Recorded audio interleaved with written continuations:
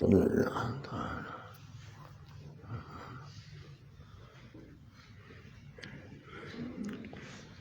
اعوذ باللہ من الشیطان الرجیم. بسم اللہ الرحمن الرحیم.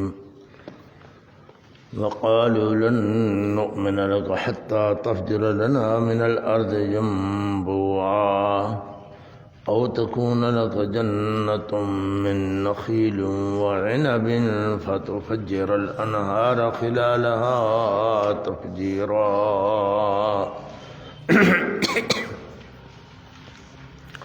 أو تسقط السماء كما زعمت علينا كسفا أو تأتي بالله والملائكة قبيلا أو يكون لك بيت من زخرف أو ترقى في السماء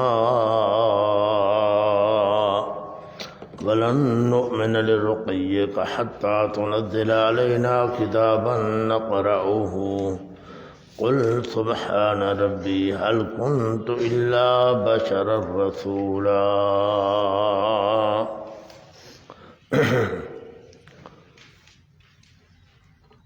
چھٹی اصطلاح ہے جسے شکوہ کہا جاتا ہے. قرآن پاک جب پڑھیں گے نا انشاءاللہ تعالی بفضل اللہ تعالی تو کہیں کہیں نیچے لکھا ہوگا شکوہ. اس کا کیا مطلب ہے؟ اس کا مطلب یہ ہے کہ منکرین توحید، کیا لفظ بول رہا ہوں، منکرین توحید داعی توحید کو چپ کرانے کے لیے، داعی توحید جو بندہ توحید کی دعوت دے رہا ہے، خواہ وہ نبی ہے، ولی ہے، کوئی بھی ہے، داعی توحید کو چپ کرانے کے لیے لا یعنی اور غلط غلط سوالات کرتے ہیں، لا یعنی اور غلط غلط سوالات کرتے ہیں تاکہ یہ تنگ ہو کر چپ کر جائے. اور پھر وہ چپ کر جائے اگر تو اس کو عجز عن الجواب پر محمول کر کے لوگ دوسرے بھی بدن ہو جائیں کہ یہ تو مولوی بھی نہیں ہے، انہوں نے ایک سوال کیا اس کا جواب بھی اس نے نہیں دیا. اللہ پاک کی طرف سے ان کی اس بات پر شکایت کی جاتی ہے. اللہ تعالیٰ پھر کیا کرتے ہیں؟ شکایت کرتے ہیں کہ دیکھو یہ غلط غلط سوالات کرتے ہیں، یہ سوال کرتے ہیں، یہ سوال کرتے ہیں، یہ سوال کرتے ہیں. اس کو ہماری اصطلاح میں شکوہ کہا جاتا ہے. کیا کہا جاتا ہے جی؟ شکوہ. علامت اس کی یہ ہے کہ اس کی ابتدا میں قالا، قالو، یقولون اس قسم کا کوئی لفظ اس کی ابتدا میں آتا ہے، شکوے کی ابتدا میں. پھر کہہ رہا ہوں منکرین توحید بعض اوقات داعی توحید کو چپ کرانے کے لیے غلط غلط سوالات کرتے ہیں تاکہ یہ تنگ ہو کر چپ کر جائے. اللہ پاک کی طرف سے اس پر شکایت ہوتی ہے. اس کو ہماری اصطلاح میں شکوہ کہا جاتا ہے. سمجھا نا تھی؟ آج کل بھی لوگ غلط غلط سوال کرتے ہیں. کہتے ہیں جی آدم علیہ السلام کا نکاح کس نے پڑھایا تھا؟ یہ سوال کرتے ہیں. آدم علیہ السلام کا نکاح کس نے پڑھایا جی؟ جی حق المہر کیا تھا؟ آدم علیہ السلام نے جو نکاح کیا بی بی حوا کے ساتھ حق المہر کیا دیا؟ اس قسم کے سوال کرنے کا مقصد کیا ہوتا ہے؟ داعی توحید کو چپ کرانا تاکہ یہ تنگ ہو کر چپ کر جائے. اللہ پاک کی طرف سے کیا ہوتی ہے؟ شکایت. اس کو ہم کہتے ہیں شکوہ. علامت کیا ہے؟ کہ اس کی ابتدا میں قالا، قالو، یقولون اس قسم کا کوئی کلمہ ہوگا. اب کھولو پارہ 15 سورۃ بنی اسرائیل، پارہ 15 سبحان الذی اسری بعبدہ، سورۃ بنی اسرائیل ہے، رکوع نمبر 10 ہے. پارہ 15 سورۃ بنی اسرائیل رکوع نمبر 10. جہاں عین کے اوپر 10 لکھا ہو نا اس کے ما قبل میں دیکھنا ہے. وَقَالُوا لَن نُّؤْمِنَ لَكَ حَتَّى تَفْجُرَ لَنَا مِنَ الْأَرْضِ يَنبُوعًا أَوْ تَكُونَ لَكَ جَنَّةٌ مِّن نَّخِيلٍ وَعِنَبٍ فَتُفَجِّرَ الْأَنْهَارَ خِلَالَهَا تَفْجِيرًا او تسقط السماء كما زعمت علينا كسفا او تأتي بالله والملائكة قبيلا او يكون لك بيت من زخرف او ترقى في السماء ولن نؤمن لرقيك حتى تنزل علينا كتابا نقرأه قل سبحان ربي هل كنت إلا بشرا رسولا. مل گیا جی، مل گیا سارے ساتھیوں کو. ہاں جی، یہ شکوہ ہے. اب اس کی ابتدا میں کیا ہے؟ وقالو، کیا لفظ ہے جی؟ قالو.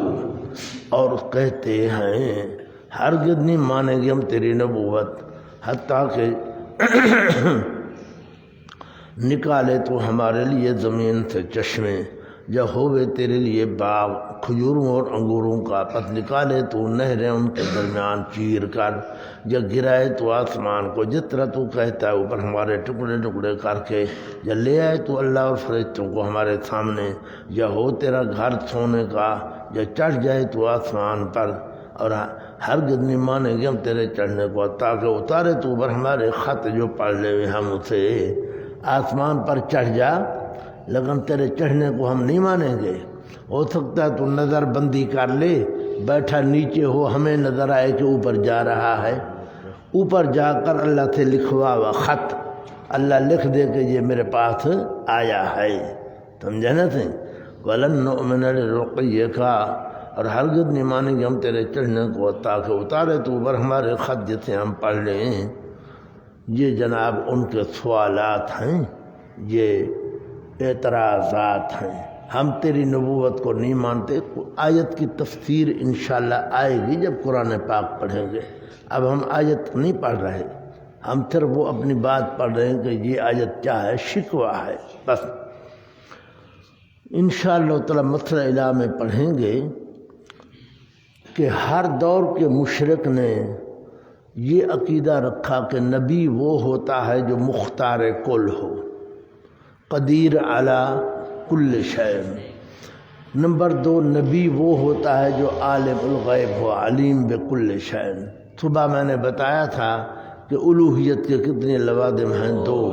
تفصیل آگے آئے گی انشاءاللہ مسئلہ الہ میں.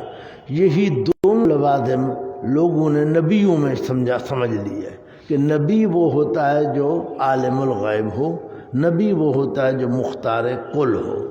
اس لیے وہ یہ سوال کر رہے ہیں کہ اگر تو نبی ہے تو یہ کام کر، یہ کام کر، یہ کام کر، تب ہم سمجھیں گے تو نبی ہے. مکے کے پہاڑ ختم ہو جائے اور جگہ جگہ باغ لگ جائے، چشمے لگ جائیں، فلانا ہو جائے، فلانا ہو جائے، تو کیسا نبی ہے؟ ہاں جی، تیرے اختیار میں کچھ نہیں ہے. یہ اس لیے وہ سوال کر رہے ہیں کہ ان کا نظریہ یہ تھا کہ نبی ہوگا تو مختار کل ہوگا، اگر مختار کل نہیں ہے تو نبی نہیں ہے. سمجھا نا صحیح؟ باقی یہ شکل کون سی ہے، شکل اول ہے یا شکل دوم ہے یا شکل ثالث ہے یا شکل رابع ہے، یہ آپ نے عیسیٰ غوجی اور مرکات ازبر کی ہوئی ہے ماشاءاللہ. ہاں جی، اب جواب ہے جی. اچھا جی، یہ شکوہ ہوتا ہے نا، پھر کہیں کہیں شکوے کا جواب ہوتا ہے اور کہیں کہیں نہیں ہوتا جواب. کیونکہ شکوہ ایسا غلط ہوتا ہے کہ وہ اس کا بطلان اظہر من الشمس ہوتا ہے، اس کو باطل کرنے اور جواب دینے کی ضرورت ہی نہیں ہے. سمجھا نا تھی؟ آئے گا انشاءاللہ، آگے پڑھیں گے. لولا یکلمنا اللہ، اللہ ہمارے ساتھ خود بولے تب ہم مانیں گے. اللہ نے اس کا کوئی جواب نہیں دیا کیونکہ یہ سوال ان کا جو ہے یہ ظاہراً باطل ہے.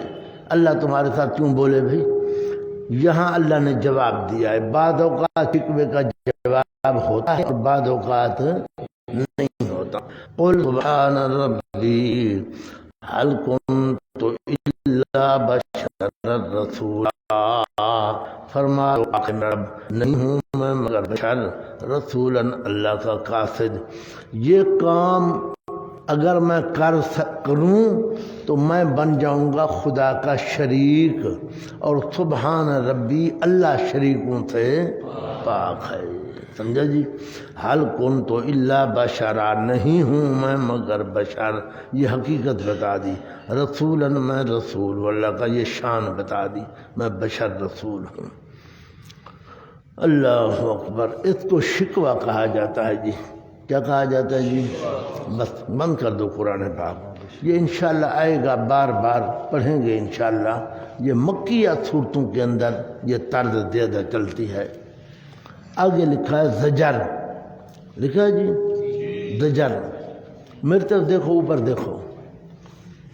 منکرین دعوی توحید، داعی توحید کو چپ کرانے کے لیے، داعی توحید کو چپ کرانے کے لیے غلط غلط افعال، کیا لفظ بول رہا ہوں، اس لفظ پر زور ہے میرا. میں شکوے کا اور زجر کا فرق ابھی عرض کروں گا تھوڑی دیر بعد، یہ لفظ تمہیں یاد رہے. منکرین توحید، داعی توحید کو چپ کرانے کے لیے غلط غلط افعال، مثلا گالیاں دینا، پتھر مارنا، دھکے دینا، غلط لقب دینا، اس قسم کے کام کرتے ہیں تاکہ داعی توحید تنگ ہو کر چپ ہو جائے. داعی توحید تنگ ہو کر چپ ہو جائے. تو اللہ پاک کی طرف سے ان لوگوں پر، ان افعال شنیعہ پر زجر ہوتا ہے. افعال شنیعہ پر زجر کی جاتی ہے اللہ کی طرف سے، اسے ہماری اصطلاح میں زجر کہا جاتا ہے. شکوے کا اور زجر کا باریک فرق ہے. فرق کیا ہے؟ شکوے کا تعلق اقوال کے ساتھ ہے، زجر کا تعلق افعال کے ساتھ ہے. یہ فرق ہے. شکوے کا تعلق اقوال کے ساتھ ہے، غلط غلط سوالات میں نے ابھی کہا تھا، اور زجر کا تعلق افعال کے ساتھ ہے. ابھی میں نے بتایا تھا کہ شکوے کی ابتدا میں قالا، قالو، یقولون یہ لفظ ہوگا.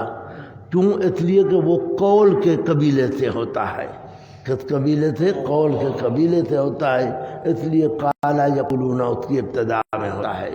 بہرحال زجر کس کو کہتے ہیں کہ منکرین دعویٰ بعض اوقات داعی توحید کو چپ کرانے کے لیے غلط غلط افعال، یعنی پتھر مارنا، دھکے دینا، گالیاں دینا وغیرہ وغیرہ. مقدمے میں آج کل جس طرح منکرین توحید، داعی توحید کو مقدموں میں پھنسا دیتے ہیں، پرچے کروا دیتے ہیں، 4 شیڈول میں دلوا دیتے ہیں، اس قسم کے ہتھ کنڈے جو ہیں نا جی، ان افعال پر اللہ پاک کی طرف سے پھر زجر آتا ہے. اس کو ہماری اصطلاح میں زجر کہا جاتا ہے، ڈانٹ ہوتی ہے. سمجھا نا سی؟ اس کا تعلق حال کے ساتھ ہے. اب آؤ جی پارہ 24 سورۃ حامیم مومن، فمن اظلم. پارہ سورۃ حامیم مومن. حامیم مومن کا آخر کھولو، بالکل بالکل آخر کھولو. حامیم مومن ختم ہو رہی ہے، ایک سطر اوپر.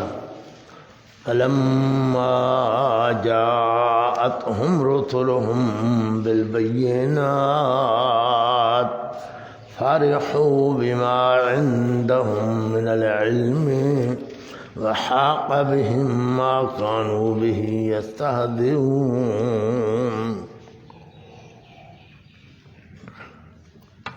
مل گیا ہے سب ساتھیوں کو؟ آخر میں ہے حامی مومن جہاں ختم ہو رہی ہے. مل گیا. 24واں پارہ ہے نا، اوپر لکھا ہے فمن اظلم جہاں لکھا ہے، اور حامی مومن کا کوئی بات نہیں، تسلی سے کھول لو. معترضین کے اعتراض سے نہ ڈرا کرو. ہاں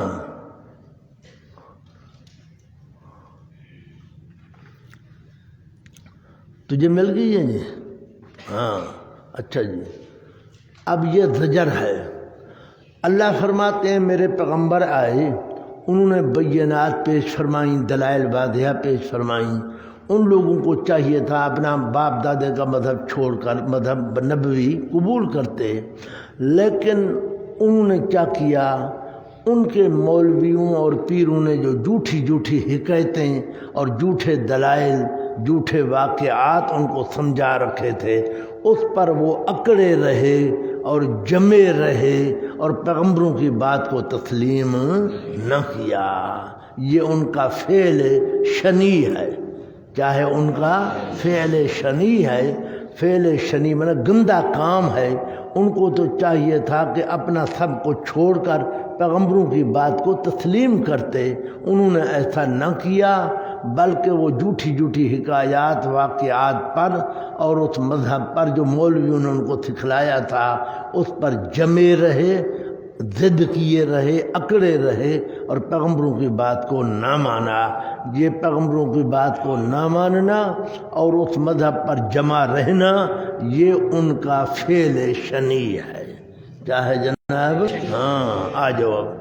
فلما جاءتهم رسلهم بالبينات، پس جب آ گئے ان کے پاس رسول ان کے واضح دلائل لے کر، فرحوا بما عندهم من العلم، اس کا مرادی معنی میں کر رہا ہوں، اکڑے رہے وہ۔ اکڑنا سمجھتے ہو نا؟ اکڑنا معنی ضد کرنا، عناد کرنا، اس پر جمع رہنا۔ اس کے معنی کے اندر تکبر ہے، اصل تکبر والا معنی یہ منع کرنے والا معنی رہا، اکڑے رہے وہ اس پر جو ان کے ہاں من العلم علم تھا۔ انشاءاللہ تعالی جب قرآن پاک پڑھیں گے من العلم کی وضاحت آئے گی کہ علم سے مراد کیا ہے۔ علم سے مراد وہ جھوٹی حکایات، جھوٹے واقعات، روایات جو ان کے مولویوں نے ان کو پڑھا دیے تھے۔ سورہ ہود کھولو جی، سورہ ہود پارہ 12 ہے، وما من دابۃ، نہ 11 پارہ ہے، 12 ہے نا جی، وما من دابۃ، سورہ ہود ہے، رکوع نمبر 4 ہے۔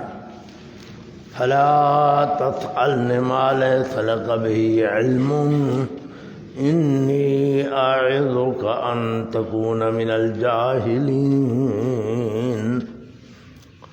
رکوع نمبر 4 عین پر جہاں 4 لکھا ہے نا اس کے ماقبل میں دیکھنا ہے آپ نے، انی فلا تسألن ما ليس لك به علم ونادى نوح ربه ان ابنی من اہلی وان وعدك الحق وانت احکم الحاکمین، ہے نا؟ مل گیا ہے۔ انی اعظ فلا تسألن ما ليس لك به علم، نہ سوال کر تو مجھ سے اس بات کا جو تجھے اس کی حقیقت معلوم نہیں، بے شک میں بات کرتا ہوں میں تجھے تاکہ نہ ہوئے تو نادانوں سے۔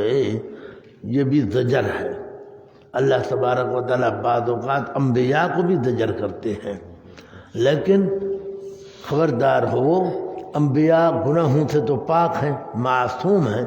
میں انشاءاللہ وضاحت کروں گا حامی مومن کے اندر واستغفر لذنبک پر کہ انبیاء تو معصوم ہیں گناہوں سے، بعض اوقات ایسا فعل ان سے سرزد ہوتا ہے جو ان کی شان کے خلاف ہوتا ہے، جو ان کی یا وقتی مصلحت کے خلاف ہوتا ہے، یا ان کی شان کے خلاف یا وقتی مصلحت کے خلاف۔ ویسے جائز ہوتا ہے، شرعی لحاظ سے وہ ناجائز نہیں ہوتا، ان کی شان کے خلاف ہوتا ہے یا وقتی مصلحت کے خلاف ہوتا ہے تو اللہ کی طرف سے زجر آتا ہے ان پر۔ کیا ہوتا ہے جی؟ یہ وہی بات ہے، بس ختم ہو گئی یہ بات۔ نبی علیہ السلام کو بھی زجر ہے، یا ایھا النبی لما تحرم ما احل اللہ لک، اور بھی آئیں گی انشاءاللہ تعالی، عفا اللہ عنک لما اذنت لهم۔ بس بند کر دو قرآن پاک،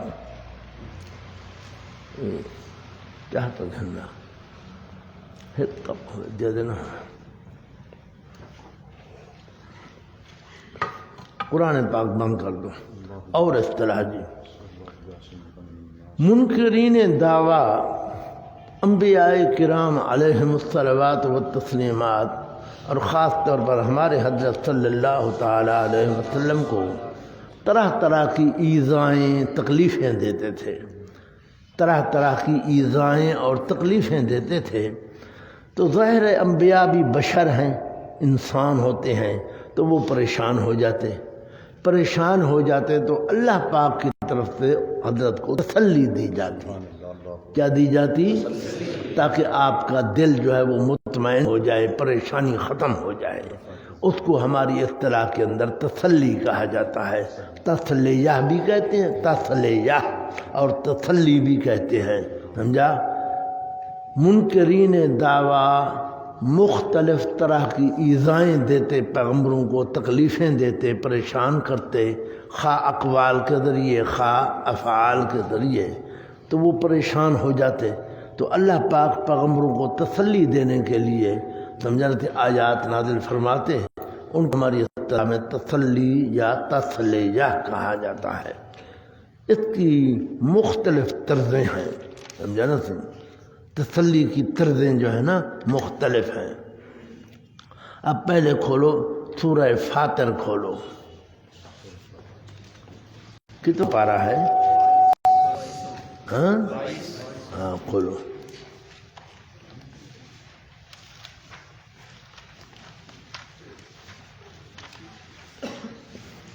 پارہ 22 رکوع نمبر 1.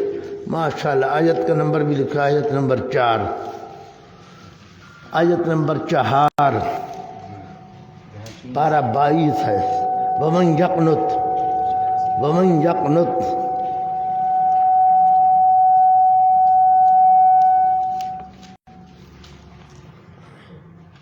آیت نمبر 4 ہے. 4 نمبر 4. آگے کہاں جا رہے ہو؟ فاطر کی ابتدا ہے نا بالکل. کیا مصیبت ہے یہ تو. اچھا جی پڑھو جی. وَإِن يُكَذِّبُوكَ فَقَدْ كُذِّبَتْ رُسُلٌ مِّن قَبْلِكَ. آگے وَإِلَى اللَّهِ تُرْجَعُ الْأُمُورُ. میرے طرف دیکھو، ایک اصول ہے جی، البلیۃ اذا عمت سہالت. البلیۃ اذا عمت سہالت. مصیبت جب عام ہو جائے تو آسان ہو جاتی ہے. کس طرح؟ میں مثال دیتا ہوں کہ مثلا ایک طالب علم نے نماز نہیں پڑھی، اب استاد کو پتہ چلا، استاد نے بلایا اور شروع ہو گیا اس کو ڈنڈوں سے مارنا، ہاں جی، سب کے سامنے. اب اس پر مصیبت آئی ہوئی ہے کہ استاد مار رہا ہے. ایک تو مار کھا رہا ہے، ضربیں لگ رہی ہیں، دوسرا ساروں کے سامنے بے عزتی ہو رہی ہے. ایسا ہے نا جی.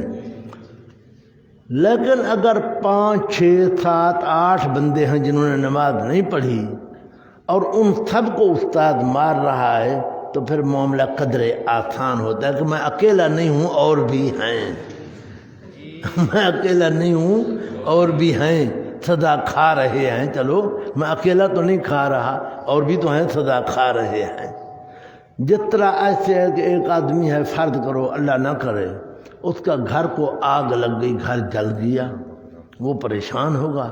لیکن اگر آگ 4 5 6 گھروں کو آگ نے جلا دیا تو پھر مصیبت قدرے کم ہو جاتی ہے. بندہ کہتا ہے کہ بھی اوروں کا بھی تو نقصان ہوا ہے، صرف میرا تو نہیں ہوا. سیلاب آتا ہے، لوگوں کے گھر جو ہے نا وہ غرق ہو جاتے ہیں. ایک گھر غرق ہو تو گھر والا پریشان ہوتا ہے زیادہ. اگر پوری بستی غرق ہو جاتی ہے بعض اوقات تو بندے کی مصیبت میں کیا ہوتی ہے؟ آسانی ہوتی ہے، سہولت ہوتی ہے کہ چلو میں اکیلا نہیں ہوں اور بھی تو بیچارے مظلوم ہیں. یہاں وہی طرز ہے. وہ حضرت کی تکذیب کرتے، اللہ آپ کو تسلی دے رہے ہیں. حضرت آپ تسلی فرماؤ، یہ تکذیب صرف آپ کی نہیں ہو رہی، آپ سے پہلے بھی کئی پیغمبروں کی تکذیب ہوئی ہے، اور پیغمبروں کی بھی تکذیب یہ صرف آپ کی نہیں ہو رہی، اور پیغمبروں کی بھی تکذیب ہوئی ہے. وَإِن يُكَذِّبُوكَ، اور اگر جھٹلاتے ہیں یہ آپ کو، جزا مقدر ہے. فقد كذبت جزا نہیں ہے، جزا مقدر. فلا تحزن، آپ غم نہ کھاؤ، اس لیے کہ فقد كذبت، پس تاکہ جھٹلائے گئے کئی رسول عظیم الشان من قبل کا، آپ سے پہلے عظیم الشان رسولوں کی تکذیب کی گئی ہے. مختصر معنی جنہوں نے پڑھی ہے یا پڑھو گے انشاءاللہ تعالی. اس میں پڑھو گے کہ تنوین جو ہے بعض اوقات تعظیم کی ہوتی ہے، بعض اوقات تحقیر کی ہوتی ہے، بعض اوقات تکثیر کے لیے، بعض اوقات تقلیل کے لیے۔ تو یہاں جو ہے تنوین تعظیم اور تکثیر کے لیے ہے۔ تعظیم اور تکثیر دونوں کثرت سے، یعنی کئی رسول عظیم الشان، اس لیے معنی کر رہا ہوں، کئی رسول عظیم الشان آپ سے پہلے ان کی تقدیم ہوئی ہے۔ اچھا جناب، سورہ طٰہٰ کھولو، پیچھے آؤ، 16واں پارہ ہے، قال لم اقل، سورۃ مریم کے بعد ہے طٰہٰ، سورۃ طٰہٰ ہے، وہ کھولو۔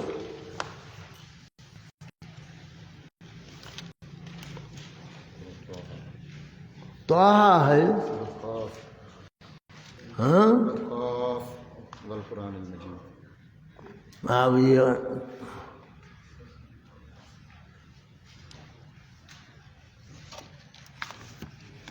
ایک منٹ،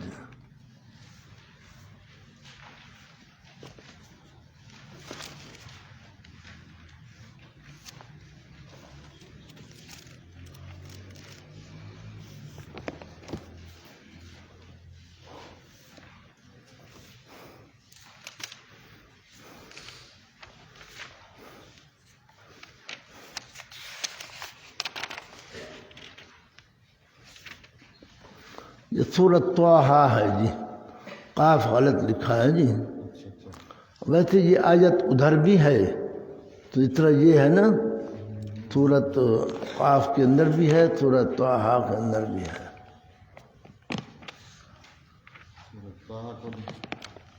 تو چپ کر کے بیٹھ، تو بولنے سے نہیں رہ سکتا۔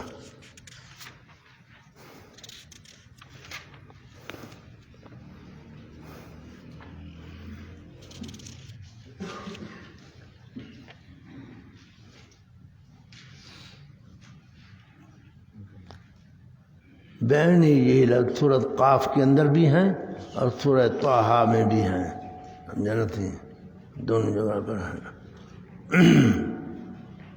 اچھا جی، فاصبر علی ما یقولون، طٰہٰ کھولی ہے، سورۃ طٰہٰ کا آخر ہے، آخر سے تھوڑا سا پہلے، قاف میں بھی ہے یہ آیت، سورۃ طٰہٰ کے آخر سے کچھ پہلے، فاصبر علی ما یقولون وسبح بحمد ربک قبل طلوع الشمس وقبل غروبها، مل گئی آیت، اختتام سے تھوڑا سا پہلے ہے۔ میری طرف دیکھو، بندہ جب ہوتا ہے نا فارغ البال، کیا ہوتا ہے؟ کام کوئی نہیں ہے، کیوں تو ہنس رہا ہے؟ میں نے تیرا نام ہی نہیں لیا۔ فارغ البال، تیرے پر سچی آ رہی ہے بات ہے، میں پڑھ رہا ہوں الحمدللہ۔ بندہ جب ہوتا ہے نا جی فارغ البال، کام کوئی نہیں ہوتا، تو طرح طرح کے خیالات آتے ہیں دماغ میں، کبھی کوئی خیال، کبھی کوئی خیال، کبھی کوئی خیال۔ اور اگر بندہ مصروف ہو، ہاں جی، مطالعہ ہے، پڑھائی ہے، تکرار ہے، مطالعہ ہے، پڑھائی ہے، تکرار ہے، تو بندے کو کوئی خیال نہیں آتا، ادھر ہی خیال ہوتا ہے، اپنے کام کے ساتھ کام ہوتا ہے۔ اب یہ بھی حضرت کو تسلی دی جا رہی ہے، وہ حضرت کی تکذیب کرتے، گالیاں دیتے، پتھر مارتے، حضرت کو پریشان کرتے، آپ کو اللہ نے تسلی دی ہے، لیکن کس طرح؟ اب پڑھو، فاصبر علی ما یقولون، بس صبر کرتا رہے تو ان باتوں پر جو یہ کہتے ہیں، جو یہ باتیں کہتے ہیں ان پر صبر کرو۔ شاہ عبد القادر رحمۃ اللہ علیہ، شاہ عبد القادر کا ترجمہ ہے نا جی، شاہ ولی اللہ صاحب رحمہ اللہ کے بیٹے ہیں، انہوں نے ترجمہ لکھا ہے قرآن پاک کا، لکھا ہے کتابوں میں کہ 40 سال تک انہوں نے اعتکاف کیا اور ترجمہ لکھا، 40 سال اعتکاف کیا اور ترجمہ لکھا قرآن پاک کا۔ کہتے ہیں جس پتھر پر بیٹھ کر آپ لکھتے تھے اس پتھر میں گڑھے پڑ گئے تھے۔ اور علامہ انور شاہ کشمیری رحمہ اللہ نے لکھا ہے کہ اگر قرآن پاک اردو زبان میں آتا تو اس طرح آتا جس طرح شاہ عبد القادر نے ترجمہ لکھا ہے، ایسا ترجمہ ہے۔ اور واقعی وہ کبھی کبھی ایسا ترجمہ کرتے ہیں کہ بندہ حیران ہو جاتا ہے۔ اب اس کا معنی تو میں کر رہا ہوں، فاصبر علی ما یقولون، بس صبر فرماؤ ان باتوں پر جو یہ کہتے ہیں۔ آپ اس کا معنی کیا کرتے ہیں؟ شاہ صاحب معنی کرتے ہیں فاصبر علی ما یقولون، پس سہتا رہ تو وہ باتیں جو یہ کہتے ہیں۔ سہنا تمہاری زبان میں ہے یا نہیں ہے؟ ہماری زبان کا لفظ ہے یہ، سہتا رہے، حضرت برداشت کرو، بس جو کچھ کہتے ہیں کہتے رہیں، آپ برداشت کرو۔ فاصبر علی ما یقولون، پس سہتا رہے تو وہ باتیں جو یہ کہتے ہیں۔ وسبح بحمد ربک، اور پاکیاں بیان کرتا رہے تو ساتھ حمد اپنے پروردگار کے، پہلے طلوع ہونے سورج اور پہلے اس کے غروب ہونے کے۔ یہ اللہ نے حضرت کو شغل دیا ہے، کیا دیا ہے؟ کہ آپ اپنے آپ کو تسبیح میں اور حمد میں مشغول رکھو۔ تسبیح اور حمد میں جب مشغول رہو گے تو ان کی بات کی طرف توجہ نہیں ہوگی تو دل کو تسلی رہے گی۔ اگر اس کام میں مشغول نہیں ہوو گے، فارغ ہوو گے، تو ان کی باتیں یاد آئیں گی، پریشانی ہوگی۔ آپ اپنے آپ کو اس کام کے اندر مشغول رکھو تاکہ اس مشغولی کی وجہ سے ادھر توجہ ہی نہ جائے۔ سمجھ آئی تھی؟ یہ تسلی کا ایک طریقہ ہے۔ اللہ اکبر کبیرہ۔ حضرت سورہ حجر کھولو، سورہ حجر 14واں پارہ ہے، ربما یود الذین کفروا، سورہ حجر، سورہ حجر کا آخر ہے، چھٹا رکوع ہے، آخری رکوع ہے۔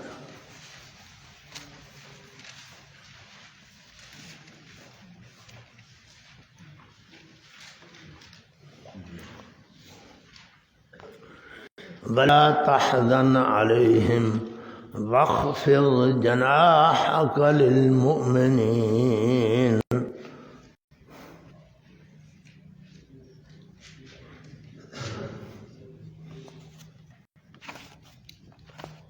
ملی ہے جی؟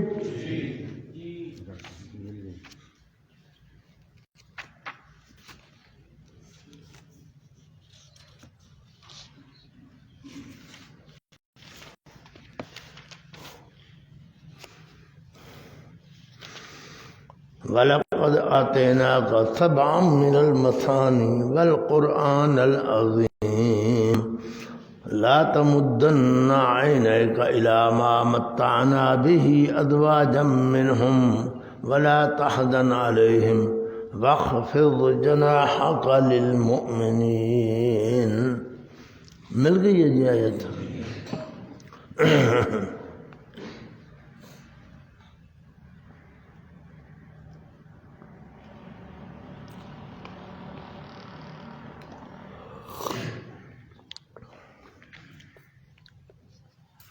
یہ جی تسلی کا ایک اور طریقہ ہے۔ میری طرف دیکھو جی، اللہ نے فرمایا حضرت یہ ابو جہل ہے، یہ ابو لہب ہے، یہ آپ کو تنگ کرتے ہیں، تکذیب کرتے ہیں، گالیاں بکتے ہیں، ہاں جی، آپ کو پریشان کرتے ہیں۔ آپ پریشان نہ ہو، اگر یہ ابو جہل، ابو لہب، عتبہ، شیبہ نہیں مانتے تو کیا ہو گیا؟ میں نے آپ کو ابو بکر، عمر جو دے دیے ہیں، آپ ان کی طرف توجہ کرو، بس ان کی طرف توجہ کرو، ان کی تربیت کرو، ان کو پیار دو اپنا، ان کے ساتھ صحبت رکھو۔ وہ نہیں مانتے تو نہ مانے، آپ ان کا خیال کرو۔ آپ دیکھو، اب منع کرو، ولا تحزن علیہم، اور نہ غم کھاؤ آپ ان پر، یعنی ان کے عدم ایمان پر۔ واخفض جناحک، اور نیچا رکھ تو بازو اپنا، للمؤمنین، ایمان والوں کے لیے۔ یہ جو مومن آپ کے شاگرد ہیں، آپ ان کی آگے اپنا کندھا نیچے رکھو، بنا ان کے ساتھ شفقت سے پیش آؤ، ان کا خیال کرو، ان کو تبلیغ کرو، تعلیم دو، ان کی طرف توجہ کرو آپ، سمجھے نا؟ یہ بھی تسلی کا ایک طریقہ ہے۔ بس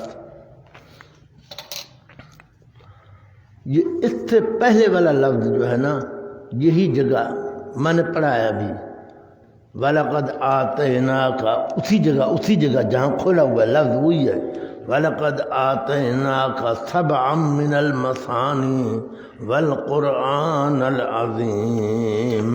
نظر آ رہا ہے؟ چلو شکر ہوا، آ گیا نظر، ورنہ میں اپنی عینک اتار کے دیتا آپ کو۔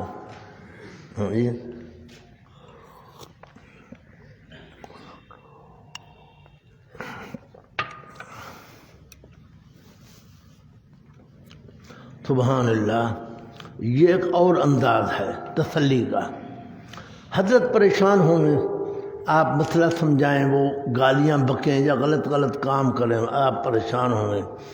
اللہ کہتا ہے حضرت ان کی عدم توجہ اور عدم ایمان سے آپ پریشان نہ ہوں، اس لیے کہ میری تمام تر توجہ جو آپ کی طرف ہے، میں تو آپ کا ہوں نا، یہ آپ کے نہیں بندے تو بنے، میں تو آپ ہوں۔ میں نے آپ کو یہ قرآن جیسی نعمت عطا فرما دی ہے، معمولی بات ہے، سمجھا؟ یہ تسلی کا ایک وَلَقَدْ آتَيْنَاكَ سَبْعًا مِّنَ الْمَثَانِي وَالْقُرْآنَ الْعَظِيمِ، اور البتہ تاکہ عطا فرمایا ہم نے آپ کو یہ 7 آیتیں دہرائی ہوئی، یعنی قرآن عظیم۔ چلو جی بند کرو قرآن پاک، یہ تسلی کا اصطلاح جو ہے یہ ختم ہو گئی جی۔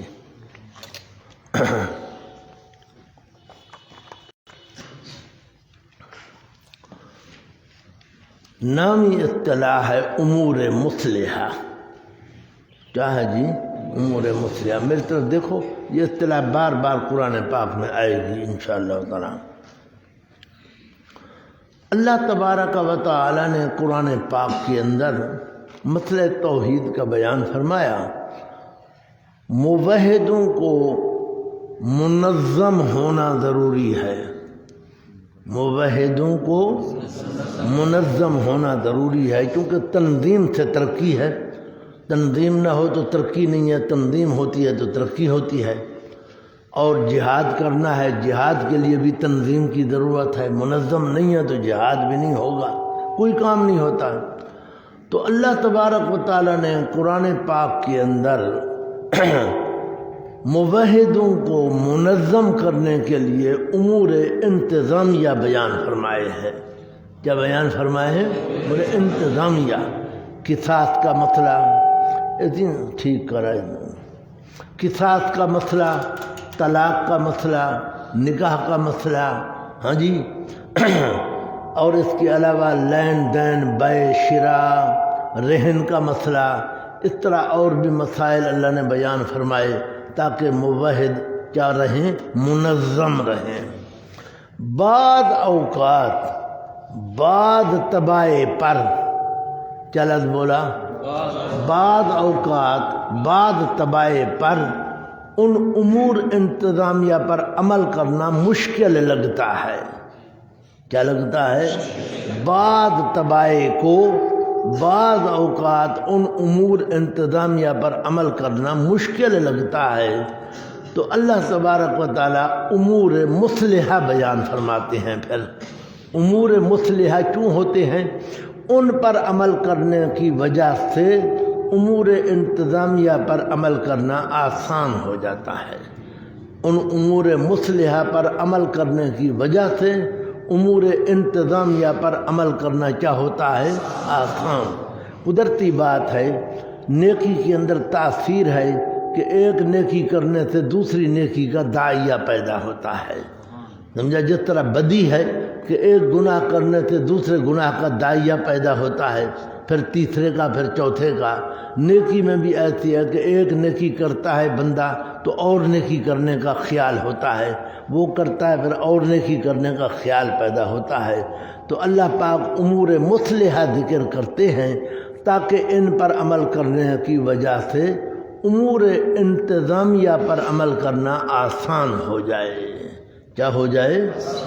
اس کے لیے 3 چیزیں اللہ ذکر کرتے ہیں: نماز، روزہ اور حج۔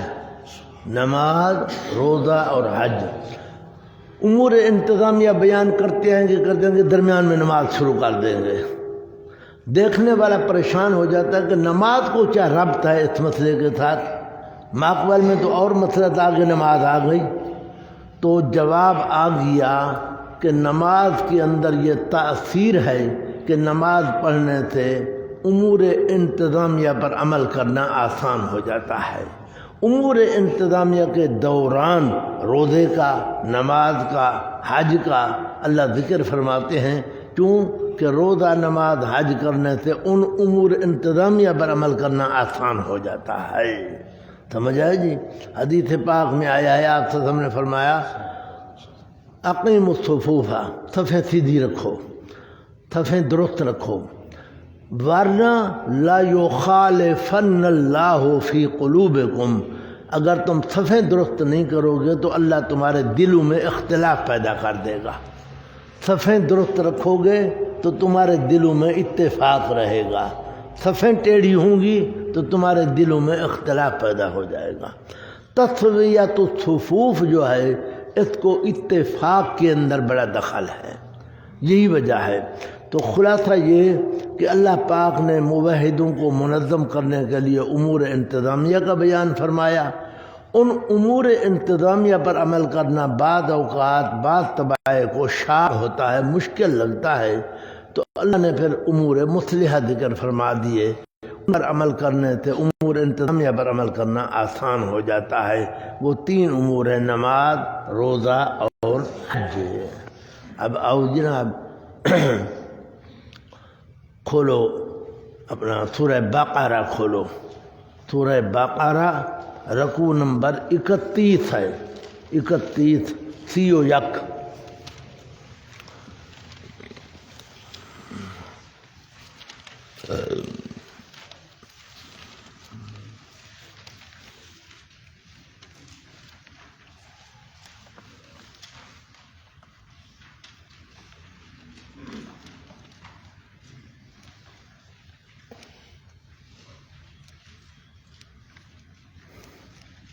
سورہ بقرہ ہے، نساء ہے، بقرہ ہے، کھول لیا؟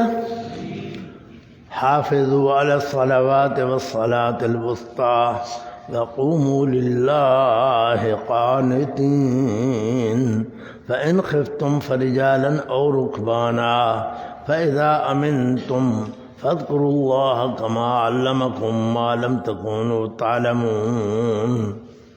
مل گیا ہے جی سب ساتھیوں کو؟ اب اندر دیکھو جی، نہیں ملا ان کو، ملا ہے؟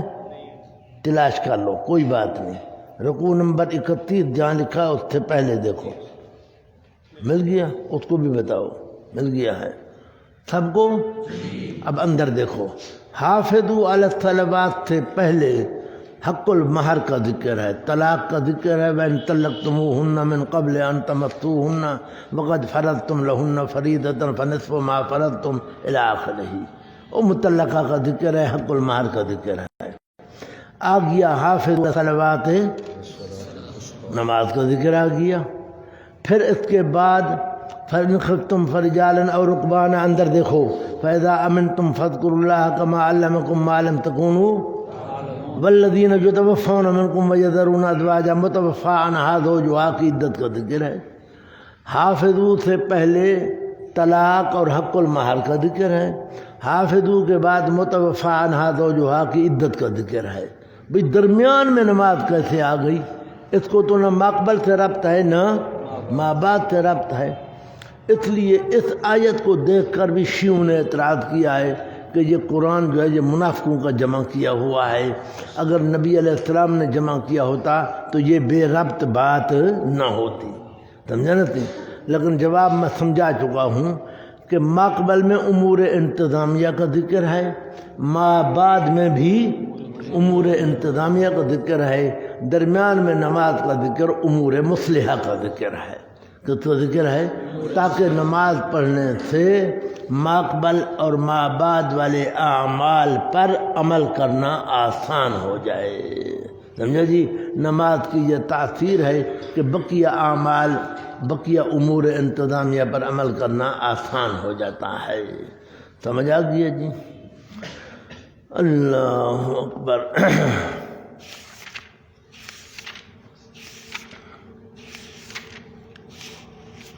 یہ جناب رکوع نمبر 21 پہ آ جاؤ۔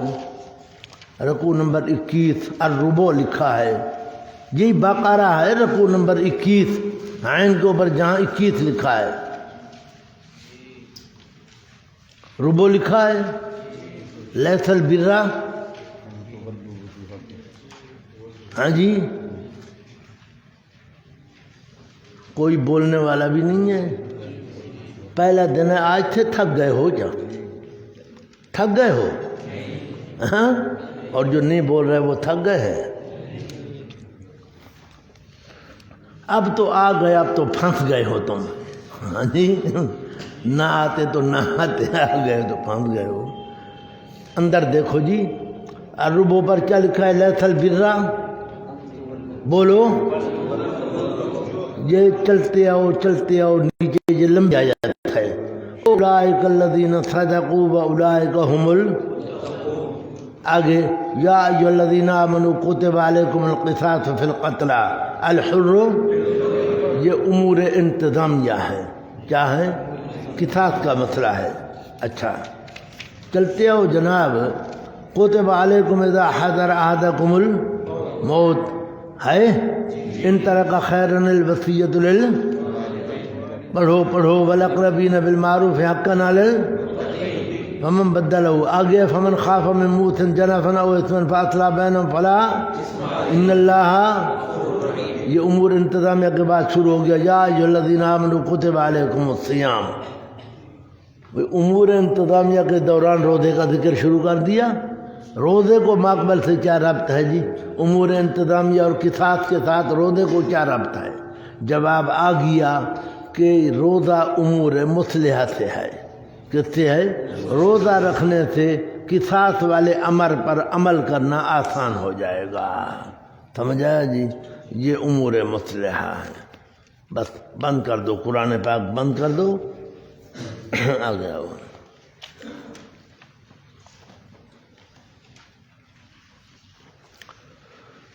آگے اصطلاح لکھیے جی، اندماج، کیا لکھا ہے جی؟ اندماج یا ادماج، دونوں لفظ ہیں۔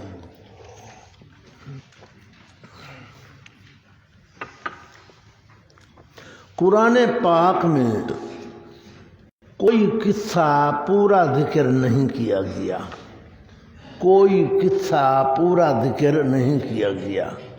قصے کا کچھ حصہ یہاں ہے، کچھ جہاں ہے، کچھ یہاں ہے، جہاں جہاں مناسبت آتی گئی اللہ پاک اس قصے کا حصہ ذکر فرماتے گئے۔ کوئی قصہ اللہ پاک نے پورا ذکر نہیں فرمایا، اس لیے کہ قرآن پاک ہے وعظ و نصیحت کی کتاب۔ کس کی کتاب ہے؟ یہ تاریخ کی کتاب نہیں ہے۔ تاریخ والا جو ہے مورخ، اس کے ذمہ ہے کہ قصہ پورا ذکر کرے، وہ پورا ذکر کرے گا۔ یہ قرآن جو ہے یہ تاریخ کی کتاب نہیں ہے، یہ وعظ و نصیحت کی کتاب ہے۔ اس لیے اس کے اندر قصے کا صرف وہ حصہ ذکر کیا جاتا ہے جس کے ساتھ تذکیر کا تعلق ہوتا ہے۔ سمجھ آیا نا؟ باقی حصے حذف کر دیے جاتے ہیں۔ صرف وہ حصہ ذکر کیا جاتا ہے جس کے ساتھ ذکر کا، وعظ کا تعلق ہوتا ہے، باقی حصے حذف کر دیے جاتے ہیں۔ ہم جانتے ہیں کیونکہ یہ تذکیر کی کتاب ہے، وعظ و نصیحت کی کتاب ہے۔ مؤرخ جو ہے وہ تکرار بھی نہیں کر سکتا، ایک قصے کو دوبارہ ذکر نہیں کر سکتا، وہ حوالہ دے دے گا کہ میں فلاں جگہ ذکر کر آیا ہوں۔ لیکن واعظ جو ہے، واعظ وہ ایک قصے کو دوسری بار، تیسری بار، چوتھی بار، 10ویں بار ذکر کرے گا، جب بھی ضرورت آئے گی وہ ذکر کرے گا۔ اس لیے قرآن پاک کے اندر ایک قصہ کئی بار آیا ہے، کیونکہ یہ وعظ و نصیحت کی کتاب ہے۔ بہرحال قصے کا کچھ حصہ جو اللہ درمیان میں حذف کر دیتے ہیں، اس حذف کرنے کو اندماج کہا جاتا ہے۔ کیا کہا جاتا ہے؟ اندماج، یا کہا جاتا ہے ادماج، دونوں لفظ درست ہے۔ حذف کرنے کا نام ہے ادماج اور اندماج، سمجھا نا سے؟ یہ جو ہے نا انشاءاللہ پڑھیں گے بسم اللہ الرحمن الرحیم، ہر جگہ اس کا متعلق مقدر ہوتا ہے، ہاں جی، کہیں بھی اس کا متعلق مذکور نہیں ہوتا۔ یہ متعلق جو اس کا محذوف ہے یہ اندماج ہے، یہ چاہے اندماج یا ادماج ہے یہ۔ اب آؤ سورۃ بقرہ کی ابتدا کھولو۔ مثلهم كمثل الذي استوقد نارا فلما أضاءت ما حوله ذهب الله بنورهم وتركهم في ظلمات لا يبصرون۔ مل گیا ہے جی، حوالہ تو بڑا مشکل ہے پر مل گیا، شکر ہوا، ہاں جی۔ مثلهم كمثل الذي، اس طرف نہیں جا رہا، حال ان لوگوں کا مثل حال اس بندے کیا جو جلاتا ہے آگ کو، پر روشن کر دیتی ہے وہ آگ ماحول کو، ذہب اللہ بنورہم، ختم کر دیتا اللہ پاک ان کے نور کو اور چھوڑ دیتا ان کو اندھیروں میں نہیں دیکھتے۔ نور ہم کا ہم ضمیر کہاں جا رہا ہے؟ تارا کا ہم ضمیر کہاں جا رہا ہے؟ لا یبصرون کا واو نون ضمیر کہاں جا رہا ہے؟ بڑا اشکال ہے کہ یہ تین ضمائر ہیں جمع کی، ان کا مرجع کیا ہے؟ ان کا مرجع کیا ہے؟ آپ حضرات تو ماشاءاللہ راج مرجع کی کوئی ضرورت نہیں ہے تلاش کرنے کی، ہاں جی۔ آخر یہ ضمائر ہیں، ان کا مرجع کیا ہے؟ ماقبل میں تو کسی جماعت کا ذکر ہی نہیں ہے، ماقبل میں تو مفرد کا ذکر ہے، کمثل الذی استوقد، الذی بھی مفرد، استوقد بھی مفرد، ہاں جی، اضاءت جو ہے وہ بھی مفرد، تو یہ کہاں جا رہے ہیں یہ ضمیر ہے؟ جواب مولانا رحمہ اللہ نے جواب دیا کہ یہاں اندماج ہے، یہاں کیا ہے؟ اصل میں کیا تھا؟ مثل كمثل الذي استوقد نارا فلما اضاءت ما وها هنا رجال قاعدون، وها هنا ایک بندہ ہے، اس نے آگ جلائی، آگ کی وجہ سے ماحول منور ہو گیا، روشن ہو گیا، لیکن مستوقد آگ جلانے والے کے ساتھ کچھ بندے بیٹھے، ذہب اللہ بنورہم، وہ اندھے ہو گئے اور وہ اندھیروں میں چلے گئے، انہوں نے ان سے دیکھا نہ کیا۔ یعنی نبی علیہ الصلوۃ والتسلیم تشریف لائے، مکہ مکرمہ کے اندر آپ نے توحید کا چراغ جلایا، توحید کا، تو اطراف روشن ہو گئے، اطراف ہو گئے، موحد ہو گئے اور اپنا دل منور کر لیا۔ لیکن مستوقد آگ جلانے والے یعنی نبی علیہ السلام کے ساتھ کچھ لوگ بیٹھے تھے، ابو جہل، ابو لہب، عتبہ، شیبہ، وہ اندھے کے اندھے رہ گئے، ان کو کچھ نظر ہی نہ آیا۔ سمجھ آیا جی؟ یہ ہے مفہوم آیت کا، انشاءاللہ تفصیل پڑھیں گے۔ یہاں بہرحال ذہب اللہ سے پہلے ہا ہنا رجال قاعدون، وہاں پر کچھ لوگ بیٹھے تھے، یہ اندماج ہے، یہ اندماج اور ادماج ہے کہ یہاں یہ کلمہ محذوف ہے، سمجھا نا سے؟ آپ کے پاس لکھا ہوا ہے جی، بس بند کر دو قرآن پاک۔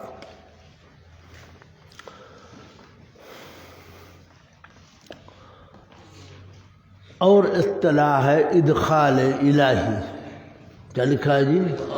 ادخال الہی ہے۔ میری طرف دیکھو جی، بعض اوقات اللہ تبارک و تعالیٰ قرآن پاک کے اندر کسی اور کا کلام نقل فرما رہے ہوتے ہیں، کسی اور کا کلام نقل ہو رہا ہوتا ہے، بھئی فلانے نے ایسے کہا، اللہ پاک نقل فرماتے ہیں، فلانے نے ایسے کہا، یا کوئی قصہ ذکر فرما رہے ہوتے ہیں، کوئی بات ذکر ہو رہی ہوتی ہے، درمیان میں اپنی طرف سے ایک بات لے آتے ہیں، درمیان کلام کے اندر اپنی طرف سے ایک بات لے آتے ہیں، کسی کا کلام نقل فرما رہے ہوتے ہیں یا کوئی قصہ یا کوئی مضمون ذکر فرما رہے ہوتے ہیں، درمیان میں اپنی طرف سے ایک بات ذکر فرما دیتے ہیں، وہ بات توجہ فرماؤ، وہ بات اس کلام کا یا اس قصے کا یا اس مضمون کا حصہ نہیں ہوتی، لیکن اس کے ساتھ متعلق ہوتی ہے، حصہ نہیں ہوتی اس کا لیکن اس کے ساتھ یہ لفظ خیال کرنا، وہ اللہ پاک جو اپنی طرف سے درمیان میں لے آتے ہیں وہ اس قصے کا اور کلام کا حصہ نہیں ہوتی لیکن اس کے ساتھ متعلق ضرور ہوتی ہے، سمجھا جی۔ اب کھولو 24واں پارہ، فمن ازلم کھولو، سورۃ حامیم مومن، پارہ 24 سورۃ حامیم مومن، رکوع نمبر 4۔ وَإِن يَكُ كَاذِبًا فَعَلَيْهِ كَذِبُهُ وَإِن يَكُ صَادِقًا يُصِبْكُم بَعْضُ الَّذِي يَعِدُكُمْ إِنَّ اللَّهَ لَا يَهْدِي مَنْ هُوَ مُسْرِفٌ كَذَّابٌ۔ وقال رجل مؤمن من آل فرعون يكتم ایمانه وتقتلون رجلا ان يقول ربي اللہ، ملی ہے یا تلاش کرو نا، رکوع نمبر 4 ان پر جہاں 4 لکھا ہے اس کے مقابل میں تلاش کرو، مل گیا؟ ہاں مل گیا سب کو۔ وقال رجل مومن مل گیا ہے، تشریح تو پڑھیں گے انشاءاللہ، قرآن پاک آئے گا۔ قال رجل ان کے 2 سطر بعد ہے، وَإِن يَكُ كَاذِبًا فَعَلَيْهِ كَذِبُهُ، بڑی عجیب بات ہے اور اس کا ایک انداز ہے بڑا عجیب۔ فرعون نے کہا میں موسیٰ علیہ السلام کو قتل کرتا ہوں، اس نے کہا قتل نہ کرو، قتل کیسی عجیب بات ہے، کہتا ہے اگر یہ ہے جھوٹا تو پھر بھی قتل نہ کرو، اگر ہے یہ سچا پھر بھی قتل نہ کرو۔ حالانکہ یہ خود تو مومن تھا لیکن ان کی ماحول اور اس وقت کی وجہ سے یہ انداز اس نے اختیار کیا، کہتا ہے اگر یہ جھوٹا ہے پھر بھی قتل نہ کرو، سچا ہے پھر بھی قتل نہ کرو، اگر یہ جھوٹا ہے تو پھر بھی اس کو قتل نہ کرو، خدا خود اس کو ہلاک کرے گا، ہمیں اس کے قتل سے ہاتھ رکھنے کی ضرورت نہیں ہے، اور اگر یہ سچا ہے پھر تو قتل کرنا اور زیادہ مضر ہے کہ پھر وہ عذاب آئے گا جس کی یہ پیش گوئی کرتا ہے۔ حضرت نے فرمایا تھا نا ان العذاب علی من کذب وتولی، جو بندہ بھی میری تکذیب کرے گا اس پر خدا کا عذاب آئے گا۔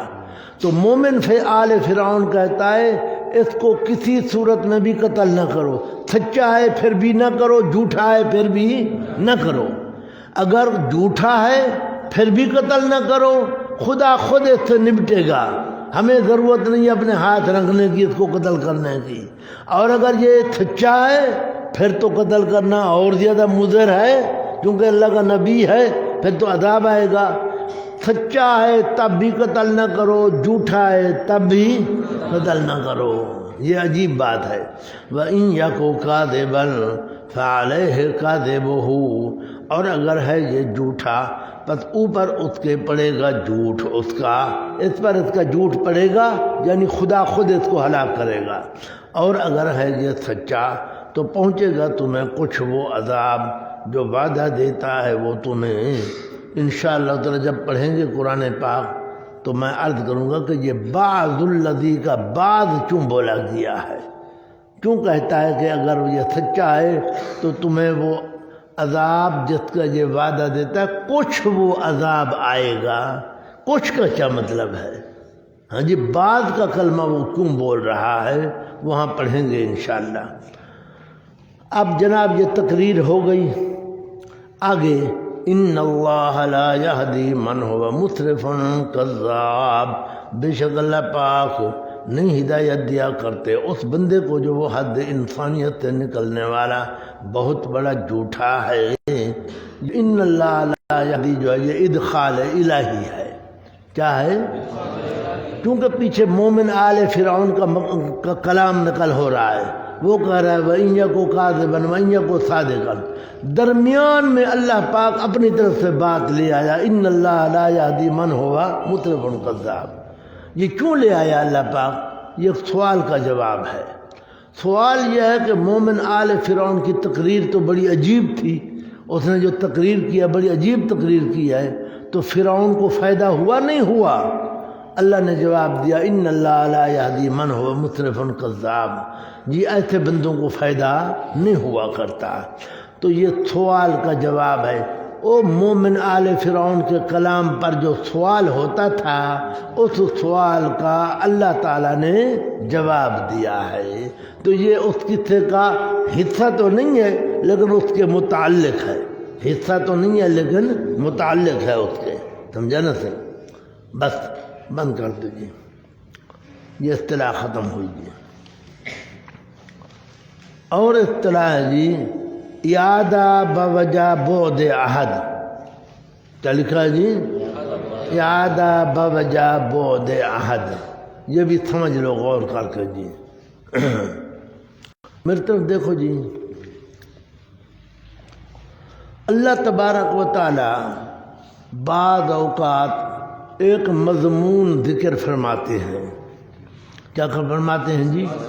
ایک مضمون ذکر فرماتے ہیں، لیکن اس کا نتیجہ اور حکم بیان نہیں کرتے، اس کے پھر اور متعلقات شروع کر دیتے ہیں، کرتے کرتے بات لمبی ہو جاتی ہے، جب آگے جا کر اس کا حکم بیان کرنے لگتے ہیں تو پھر اسی مضمون کا اعادہ کرتے ہیں، اعادہ کر کے پھر حکم کرتے بیان کرتے ہیں، کیونکہ اگر اس مضمون کا اعادہ نہ کیا جائے تو سامع سمجھے گا کہ یہ حکم اسی متصلاً قبل جو پہلے متصل ہے یہ اسی کا حکم ہے، حالانکہ یہ تو پیچھے لگ رہا ہے، اس لیے اس مضمون کا اعادہ کر کے پھر ساتھ حکم ذکر کر دیتے ہیں۔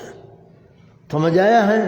اعادہ لبعد العہد، کیونکہ زمانہ بعید ہو گیا اس لیے اس کا اعادہ کیا گیا ہے۔ پھر سنو، بعض اوقات اللہ تبارک و تعالیٰ کوئی مضمون ذکر فرما رہے ہوتے ہیں لیکن اس کا حکم ذکر نہیں کرتے، نتیجہ ذکر نہیں کرتے، اس کے اور متعلقات شروع فرما دیتے ہیں، متعلقات ذکر کرتے کرتے مضمون لمبا ہو گیا، اب اگر نتیجہ ذکر کریں گے تو بظاہر بندہ سمجھے گا کہ یہ متصل پہلے جو مسئلہ آیا ہے یہ اسی کے متعلق ہے، حالانکہ یہ تو اس کے متعلق نہیں، یہ تو پیچھے جو مضمون آیا اسی کے متعلق تھا، تو اسی مضمون کا پھر کرتے ہیں اعادہ کر کے پھر ساتھ حکم ذکر کر دیتے ہیں تاکہ مغالطہ پیدا نہ ہو۔ اس کو کہا جاتا ہے اعادہ لبعد العہد، اعادہ برائے بعد عہد، سمجھا؟ جو لفظ بھی آپ اختیار فرماؤ۔ اب کھولو سورہ واقعہ، سورہ واقعہ،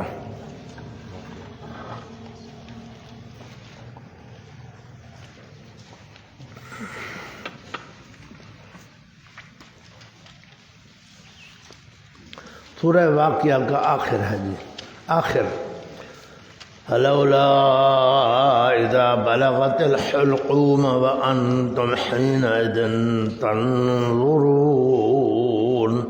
ونحن اقرب اليه منكم ولكن لا تبصرون فلولا ان كنتم غير مدينين ترجعونها ان کنتم صادقین۔ مل گیا ہے جی سب کو؟ اب اندر دیکھو، کان میری طرف لگاؤ جی، اندر دیکھو، فلولا اذا بلغت الحلقوم، یہ شرط ہو گئی، یہ کیا ہے؟ شرط۔ اب اس کی جزا اللہ نے ذکر نہیں فرمائی. وَأَنْتُمْ حِينَئِذٍ تَنْظُرُونَ وَنَحْنُ أَقْرَبُ إِلَيْهِ مِنْكُمْ وَلَكِنْ لَا تُبْصِرُونَ. یہ اور باتیں شروع ہو گئیں. فلولا اذا بلغت الحلقوم، شرط کو چھوڑ دیا بغیر جزا کے، اور باتیں شروع کر دیں.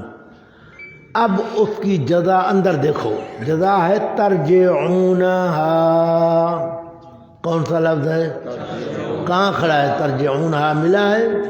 ہاتھ رکھو، ترجعونہا کے لفظ پر ہاتھ رکھو. ترجعونہا یہ جزا ہے اس کی، لیکن درمیان میں اور باتیں جو آ گئیں اس لیے اعادہ کیا گیا. فلولا ان کنتم غیر مدینین. فلولا، یہ فلولا ان کنتم غیر مدینین یہ اعادہ ہے فلولا اذا بلغت الحلقوم کا. سمجھا؟ اصل عبارت کیا ہے؟ اصل عبارت ہے فلولا اذا بلغت الحلقوم ترجعونہا. وہ سمجھ آ رہی ہے بات؟ اصل عبارت کیا ہے؟ فلولا اذا بلغت الحلقوم ترجعونہا. ترجعونہا جزا ہے، فلولا اذا بلغت الحلقوم شرط ہے. لیکن درمیان میں جو اور باتیں آ گئی تھیں اور فلولا اذا بلغت دور چلا گیا تو اللہ پاک نے اس کو بالفاظ دیگر اس کا اعادہ کیا.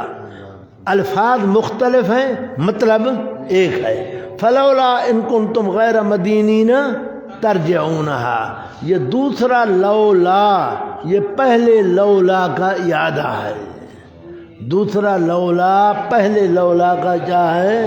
اعادہ لبعد العہد، کیونکہ وہ لولا دور چلا گیا تھا. اب اس کے اور متعلقات آتے رہے.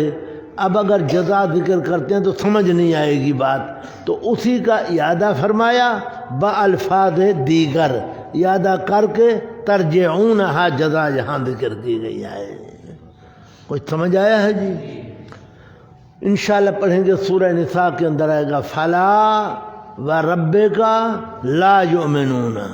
فلا لا یؤمنون، یہ دوسرا لا پہلے لا کا اعادہ ہے.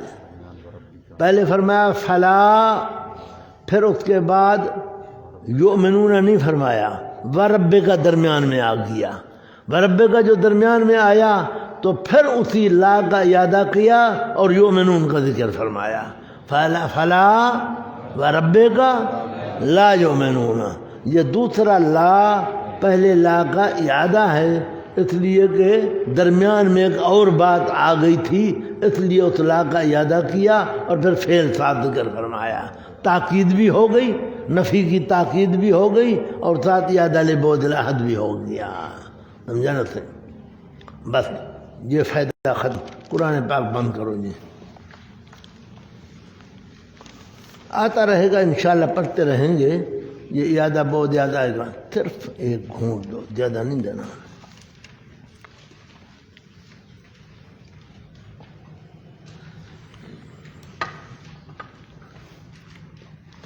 توجہ ہے؟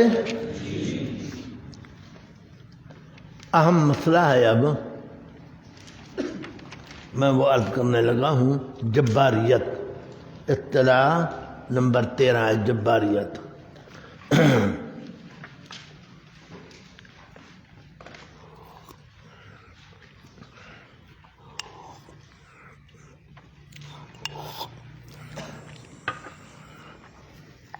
لمبے لفظ ہیں لیکن ہر لفظ قیمتی ہے. نیچے بالکل نہیں دیکھنا، میری طرف دیکھو، میں بات سمجھا رہا ہوں. اللہ تبارک و تعالی نے انسان کو حق دیکھنے کے لیے آنکھیں عطا فرمائیں. کیا دیکھنے کے لیے؟ حق مانا توحید. حق دیکھنے کے لیے آنکھیں عطا فرمائیں، حق سننے کے لیے کان عطا فرمائے، حق کو سمجھنے کے لیے دل و دماغ عطا فرمایا. حق کو سمجھنے کے لیے دل و دماغ عطا فرمایا. اس پر بس نہیں کی، بلکہ جہان کے اندر حق کے دلائل قائم فرما دیے یہ درخت، سورج، چاند، ستارے، پہاڑ، آسمان، زمین، دریا، سمندر، حیوان، انسان، یہ سارے دلائل ہیں توحید کو سمجھنے کے لیے۔ حق کو سمجھنے کے لیے دلائل قائم فرما دیے۔ کیا قائم فرما دیے؟ دلائل۔ اس پر بس نہیں فرمائی بلکہ انبیاء بھیجے۔ کن کو بھیجا؟ جو حق سمجھائیں۔ اس پر بس نہیں فرمائی بلکہ کتابیں نازل فرمائیں جن میں دلائل عقلیہ، نقلیہ، وحی وغیرہ وغیرہ۔ انبیاء نے آ کر محنتیں کی، رات دن ایک کر دیا، بندوں کو مسائل سمجھائے، ان کو تبلیغیں فرمائیں۔ اس کے باوجود بھی جو بندہ نہیں مانتا، توجہ ہے، اس کے باوجود بھی جو بندہ نہیں مانتا تو اللہ تبارک و تعالی اس کے دل پر مہر جباریت لگا دیتے ہیں۔ مانا اس کو جو صلاحیت دی ہوتی ہے حق کو قبول کرنے کی، وہ صلاحیت سلب کر لیتے ہیں۔ وہ صلاحیت کیا کر لیتے ہیں؟ چھین لیتے ہیں، سلب کر لیتے ہیں اور مہر جباریت لگا دیتے ہیں۔ اس کے بعد اس کے دل کا کفر کبھی خارج نہیں ہوتا اور باہر کا ایمان کبھی اس کے دل میں داخل نہیں ہوتا، وہ کفر پر مرتا ہے۔ کس پر مرتا ہے؟ سمجھ آیا ہے جی؟ میں یہ لفظ پھر دہرا رہا ہوں۔ میں انشاءاللہ دہنوں میں جو شبہ ہے آ رہا ہے، مجھے پتہ ہے آ رہا ہے شبہ، میں اس کا ازالہ کروں گا انشاءاللہ۔ پھر سنو، اللہ پاک نے انسان کو حق دیکھنے کے لیے آنکھیں عطا فرمائیں، حق سننے کے لیے کان دیے، سمجھنے کے لیے دل و دماغ دیا۔ اس پر بس نہیں کی بلکہ دلائل قائم فرما دیے، سورج، چاند، ستارے، تقوینیات۔ اس پر بس نہیں فرمائی بلکہ پیغمبر بھیجے۔ اس پر بس نہیں فرمائی بلکہ کتابیں نازل فرمائیں۔ پیغمبروں نے محنتیں کی، علماء نے محنتیں کی، رات دن ایک کیا، مسئلہ سمجھایا، دلائل دیے۔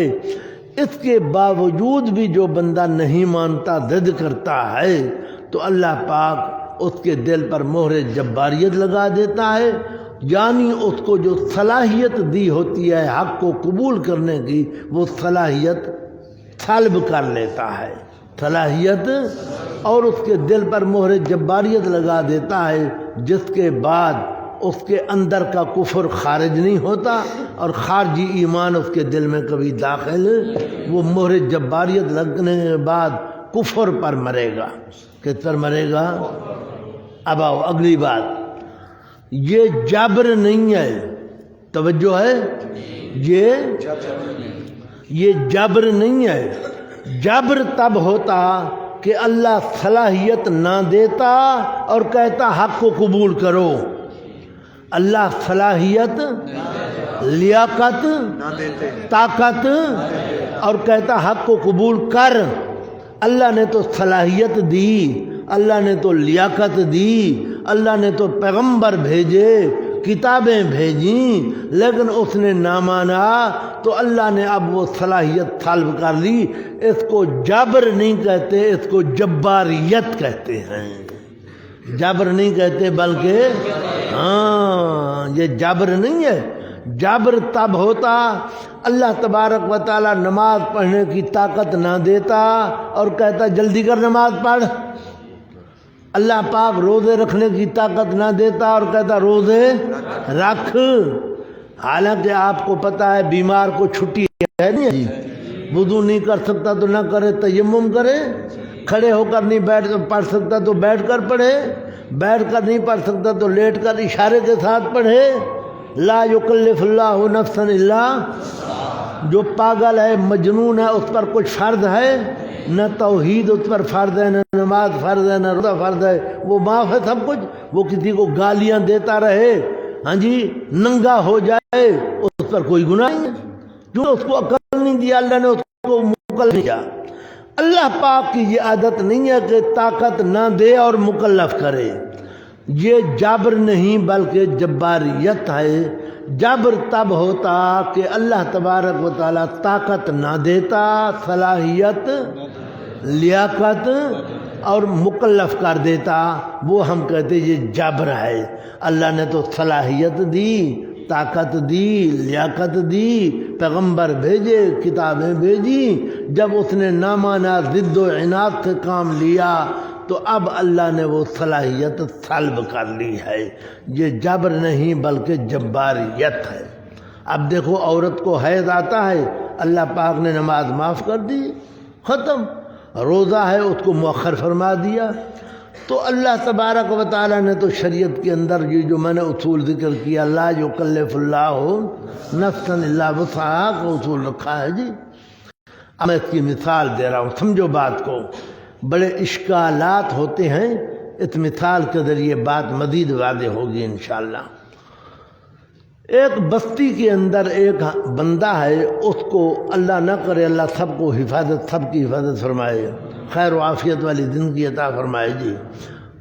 ٹی بی کی بیماری ہو گئی۔ ٹی بی کی بیماری گندی بیماری ہے جی، پھیپھڑے متاثر ہوتے ہیں۔ وہاں ایک حکیم صاحب بھی رہتے تھے۔ حکیم صاحب نے دیکھا بندے کو تو آپ سمجھ گئے کہ یہ بیمار ہے، اس کو ٹی بی کا مرض ہے۔ حکیم صاحب نے جناب دوائی اٹھائی اور تشریف لے گیا اس کے دروازے پر، دستک دی، وہ اندر سے نکلا۔ اس کو کہا بابا تو مریض ہے، میں حکیم ہوں، مجھے پتہ ہے تو مریض ہے، ٹی بی کا مریض ہے، لیکن تیرا مرض ابھی درجہ اولا میں ہے، ابھی تو قابل علاج ہے، یہ دوائی لے اور یہ دوائی کھا تو ٹھیک ہو جائے گا۔ اس بندے نے بجائے کہ حکیم صاحب کی بات کو توجہ سے سنتا، دوائی لیتا، کھاتا، تندرست ہوتا، الٹا حکیم صاحب کو گالیاں بکنا شروع کر دیں۔ تو کون ہے حکیم؟ جا ایسا تیسا تندرستوں کو بیمار کرتا ہے، میں ہٹا کھٹا ہوں، 10 روٹیاں کھاتا ہوں، اتنی بڑا برتن دادا خال کرتا ہوں، ہاں جی میں بیمار ہوں، تندرستوں کو بیمار کرتا، جا بھاگ جا۔ حکیم صاحب کو بھگا دیا جی۔ حکیم صاحب واپس آ گئے۔ کچھ دنوں کے بعد بیماری نے اور ترقی کی، حکیم صاحب پر شفقت، رحمت، رفت اس نے غلبہ کیا۔ حکیم صاحب پھر دوائی لے کے تشریف لے گئے اس کے گھر۔ اس کو جا کر کہتے ہیں میاں تیری بیماری اب درجہ ثانیہ میں پہنچ گئی ہے، لیکن اب بھی تو قابل علاج ہے، چاہے تو یہ دوائی لے کھا تو ٹھیک ہو جائے گا، تیسرے درجے پر جب پہنچے گی پھر تو لا علاج ہو جائے گا، ابھی تک تیری بیماری دوسرے درجے میں ہے اور تو قابل علاج ہے۔ اس نے جناب پہلے سے بھی زیادہ 2-4 تھپڑ لگائے حکیم صاحب کو، دوائی چھینی اور پھینکی، ادھر جا پڑی، سمجھا جی، گالیاں بھی دیں، تھپڑ بھی لگائے، حکیم صاحب کو واپس کر دیا۔ حکیم صاحب واپس آ گئے۔ کچھ دنوں کے بعد بیماری نے ترقی کی اور تیسرے لا علاج درجے پر پہنچ گئی، تیسرے درجے میں پہنچ گئی۔ اب اس کو محسوس ہوا کہ میں تو بیمار ہوں، اب اس کو پتہ چلا کہ میں متاثر ہونے لگا بدن، تو اس کو پتہ چلا کہ میں تو بیمار ہوں۔ اب جاتا ہے اس حکیم کے پاس، کہتا ہے جی مجھے دوائی دو، میں تو بیمار ہوں۔ حکیم صاحب کہتے ہیں بابا تیری بیماری اب تیسرے درجے میں آ گئی ہے اور اب تو ناقابل علاج ہے، کیا ہے؟ اب تیرا علاج نہیں ہے۔ اب سمجھو بات کو۔ وہ منتیں کرتا ہے، روتا ہے، منتیں کرتا ہے، حضرت مہربانی کرو دوائی دو۔ حکیم صاحب کہتے ہیں جا جا بھاگ جا، تیری کوئی دوائی نہیں ہے۔ دیکھنے والا دیکھے گا تو کہے گا حکیم ظالم ہے، دیکھنے والا کہے گا حکیم ظالم ہے کہ وہ رو رہا ہے، منت کر رہا ہے، حکیم اس کو دوائی کیوں نہیں دیتا۔ اور جو حقیقت جانتے ہیں ان کو پتا ہے کہ حکیم تو 2 دفعہ گھر جا چکا ہے، اس نے حکیم صاحب کو گالیاں دی ہیں، دوائی چھینی ہے، حکیم صاحب کو تھپڑ لگائے ہیں، اب حکیم مجبور ہے۔ اب فرماؤ اس صورت کے اندر حکیم کا قصور ہے یا مریض کا قصور ہے؟ ہاں جی، بعین ہی یہی حال یہاں ہے۔ اللہ نے حق دیکھنے کے لیے آنکھیں دیں سننے کے لیے کان دیے، سمجھنے کے لیے دل و دماغ دیا، دلائل قائم کیے، پیغمبر بھیجے، کتابیں بھیجی، انہوں نے رات دن ایک کر کے وعظ کیا، نصیحت کی، اس نے ایک نہ سنی، پیغمبروں کو پتھر مارے، پاگل کہا، جادوگر کہا، شاعر کہا، وطن سے نکالا، جنگیں لڑیں، قتل کے ارادے کیے۔ اب اللہ نے ان پر کیا لگا دی؟ مہر جباریت، اور وہ صلاحیت طلب کر لی حق کو قبول کرنے والی۔ اس میں اللہ کا کوئی قصور نہیں ہے، اس بندے کا قصور ہے۔ سمجھ آیا ہے جی؟ اب جب مہر جباریت لگتی ہے، اللہ پاک قرآن پاک میں 3 باتیں ذکر فرماتے ہیں۔ کتنی باتیں؟ 3۔ پہلی بات، مہر جباریت کس نے لگائی ہے، یہ فرمائیں گے۔ مہر جباریت کس نے لگائی ہے؟ دوسری بات، کیوں لگائی ہے؟ پہلی بات، مہر جباریت کس نے لگائی ہے؟ دوسری بات، کیوں لگائی ہے؟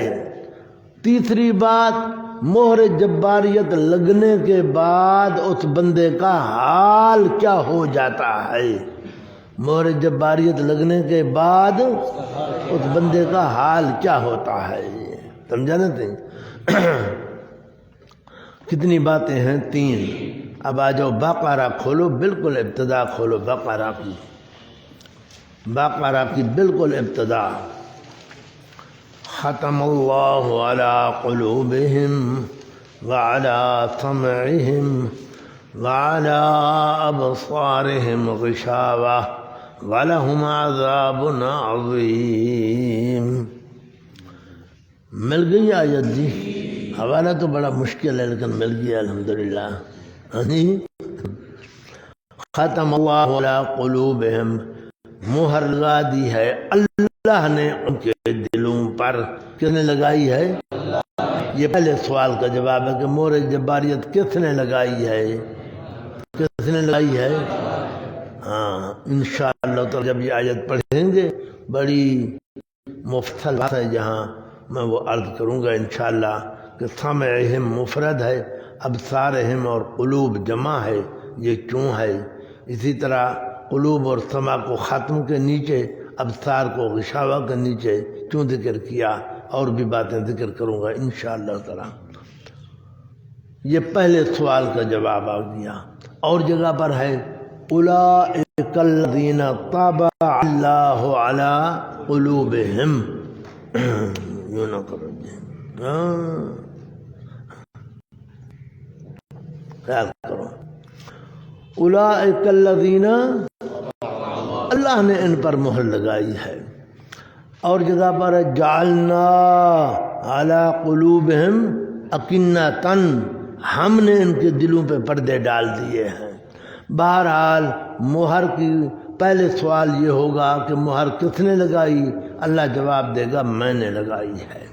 اب دوسرے سوال کا جواب کہ کیوں لگی ہے؟ سورہ ویل للمطففین ہے، کون سی صورت ہے؟ کلا بل ران علی قلوبہم ما کانوا یکسبون، کون سی صورت ہے؟ تطفیف، ویل للمطففین، کھولو ویل للمطففین۔ اللہ اکبر، کون سا پارہ ہے؟ سنلا 30واں، 30واں پارہ تو تجھے یاد ہوگا نا؟ دوسرا بھی یاد کر رہا ہوں۔ ہاں جی، کیونکہ وہ سناتا ہوگا تراویح میں ایک پارہ اور پیسے بٹورتا ہوگا۔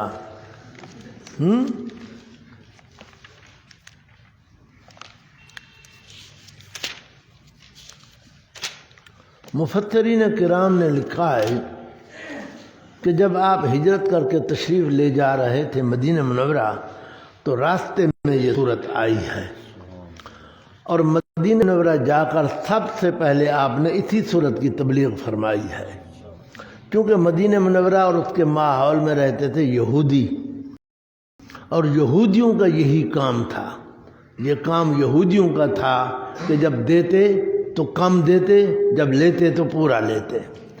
ان کی دیکھا دیکھی مدینے والے بھی ایسے کرنے لگ گئے، تو سب سے پہلے جا کر آپ نے یہی بات فرمایا ویل الذین اذا اکتالوا علی الناس یستوفون واذا قالوهم او وزنوهم یخسرون.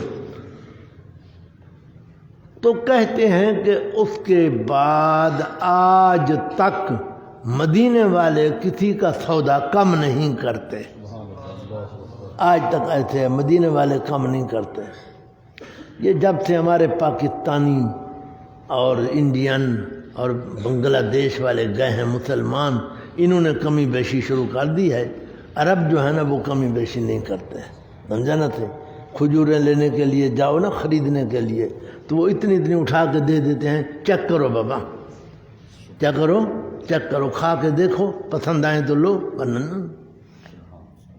ایک مولوی صاحب ہیں بلکہ دو ہیں، ان کا ہم جمع ہو گئے دونوں اکٹھے. ہم پھر کیا کرتے تھے، ایک دکان والے کے پاس گئے، ہاں بھی یہ کھجوریں کیسی ہیں، چاہے اس نے اتنی دے دیں، ہم نے وہ جیب بھر دیا.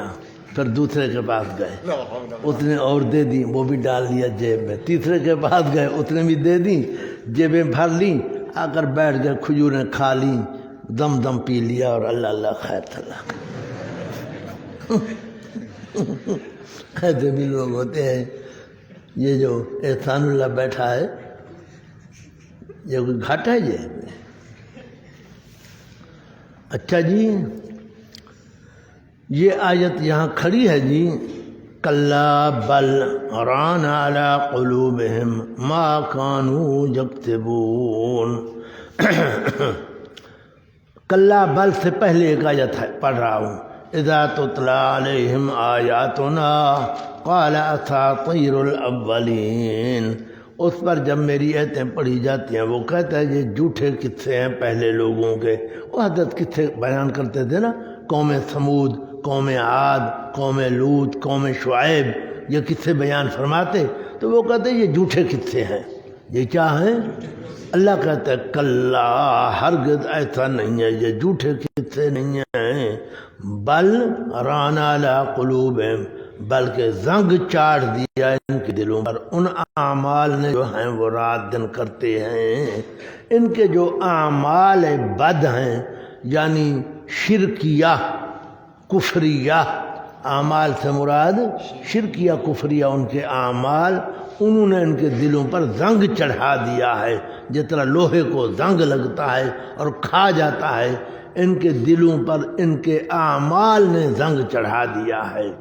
تو یہ بیان ہو رہا ہے کہ مہر جباریت کیوں لگی ہے، ان کے اعمال کی وجہ سے. ان کے اعمال کون تھے؟ شرکیہ کفریہ. یہ دو لفظ بول رہا ہوں میں، شرکیہ کفریہ.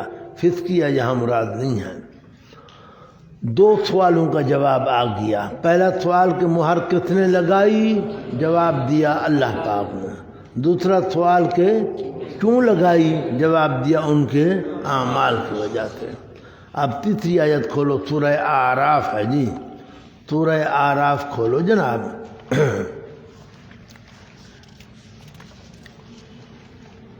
رکوع نمبر 22 ہے. لہم قلوب لا یفقہون بہا ولہم اعین لا یبصرون بہا ولہم آذان لا یسمعون بہا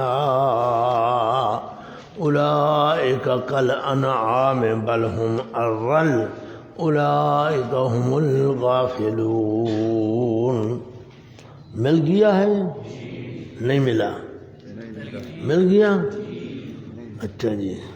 احسان اللہ کو نہیں ملا تو کسی کو بھی نہیں ملا، مل گیا ہے. چلو جی. رکوع نمبر 22 کہاں لکھا ہے؟ عین کے اوپر 22. ہاں، آیت کے ماقبل میں تلاش کرو. لہم قلوب لا یفقہون بہا. مہر جباریت لگنے کے بعد حال کیا ہو جاتا ہے؟ حال یہ ہوتا ہے لہم قلوب، ان کے دل تو ہیں لیکن نہیں سمجھتے. ساتھ ان کے دل تو ہیں. ڈاکٹر چیک کرے گا، دیکھے گا، کہے گا دل تو جوان ہے جی، آواز بھی ٹھیک ہے، حرکت بھی ٹھیک ہے، جسم بھی دل کا ٹھیک ہے، وزن بھی نہیں بڑھا ہوا، کچھ بھی نہیں ہے. لیکن حق کبھی سمجھ نہیں آئے گا. حق کبھی سمجھ نہیں آئے گا. ان کے دل ہیں لیکن نہیں سمجھتے ساتھ ان کے، اور ان کی آنکھیں تو ہیں لیکن نہیں دیکھتے ساتھ ان کے. آنکھیں تو ہیں، نظر شاندار ہے لیکن حق نظر نہیں آتا، توحید نظر نہیں آتی. اور ان کے کان ہیں لیکن نہیں سنتے ساتھ ان کے. یہ لوگ مثل جانوروں کے ہیں بلکہ ان سے بھی زیادہ گندے ہیں. اور یہ لوگ وہی ہیں الغافلون، پکے پورے غافل. جنت میری طرف دیکھو جی، یہ مسئلہ سمجھ آ گیا آپ کو. قرآن پاک میں مہر جباریت کا ذکر بار بار آئے گا. اعتراض ہوتا ہے، اشکال ہوتا ہے کہ اللہ نے جب مہر لگا دی تو بندے کا کیا قصور ہے؟